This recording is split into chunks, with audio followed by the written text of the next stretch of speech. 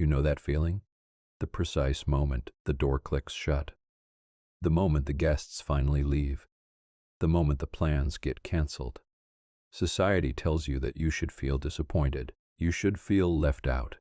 But you don't. You feel a wave of relief so strong it almost feels physical. Your shoulders drop. Your jaw unclenches. The noise of the world finally stops ringing in your ears. For decades, you have probably wondered if something is broken inside of you. You look at other people, your colleagues, your family, even your friends, and you see them feeding off the noise. They need the constant chatter. They need the radio on in the car. They need the validation of a crowded room just to feel alive. And you wonder, why is that torture for me? Why does hanging out feel like unpaid labor? If you can sit in a room entirely alone for hours without reaching for your phone, without panicking, and without feeling empty, you aren't broken. You are dangerous, because while the rest of the world is running away from themselves, terrified of their own thoughts, you are the only one comfortable facing who you really are. If you have ever felt like an alien in a room full of people you are supposed to love, hit that subscribe button right now.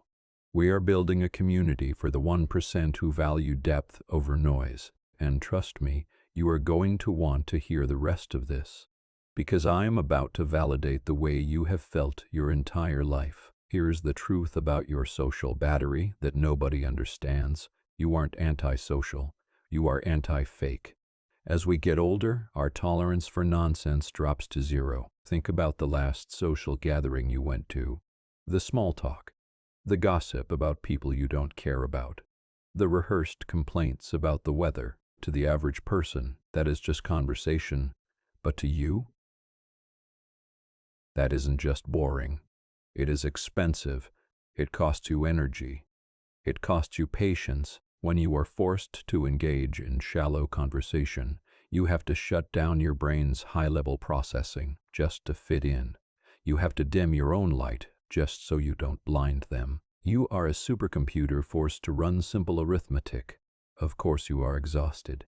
You aren't tired because you're weak. You are tired because you have spent 30, 40, maybe 50 years wearing a mask to make them feel comfortable. People look at you sitting quietly in the corner and they think, oh, they must be sad, they must be lonely. They're doing nothing. They have no idea. Inside your head, it isn't empty. It is a thunderstorm. Psychology shows that people who prefer solitude often possess what is called high internal complexity.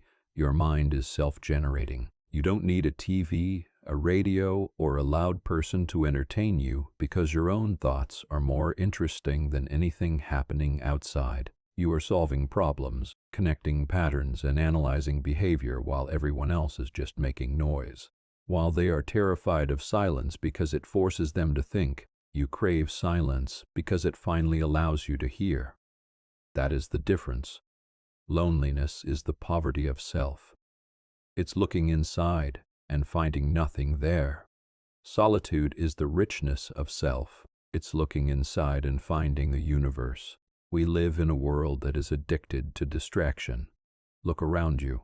People can't even stand in an elevator for 10 seconds without pulling out a screen. They can't drive to the grocery store without a podcast. They are terrified of the void. But you live there. You thrive there. You have likely spent your entire adult life apologizing for this, making up excuses to stay home, saying you have work to do or you don't feel well, when the truth is you just need to be away from them. Stop doing that. Stop apologizing for being self-sufficient. Stop feeling guilty because you don't need their constant reassurance to know you exist.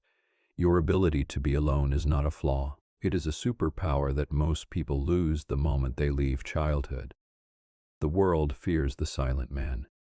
The world fears the quiet woman. Why? Because you are the observer. While they are busy talking, you are watching. You see the things they try to hide.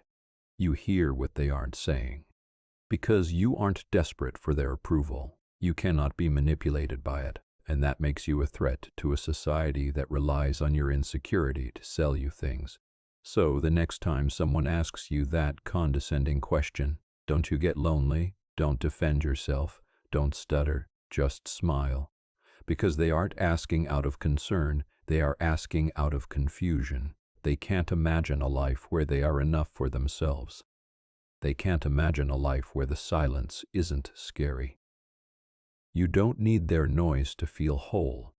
You are complete, and in a world that profits from your insecurity, your distraction, and your fear, being content with your own company is the ultimate act of rebellion. I want to know who is watching this video. I want to know if there are others out there who are tired of the noise. Scroll down and comment, "I am complete," if you are done apologizing for who you are. Like this video if you value the quiet, and subscribe if you want to master your own mind. Welcome home.